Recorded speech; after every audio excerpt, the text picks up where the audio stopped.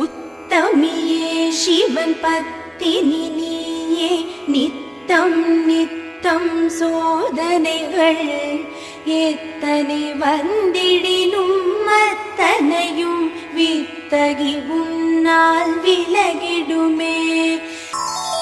மலையே நெல்லையின் அருள் மாமலையே மரகத சிலையே காந்திமதி கலையே கலை வடிவானவளே மலை மகளே நீயும் என கருளே.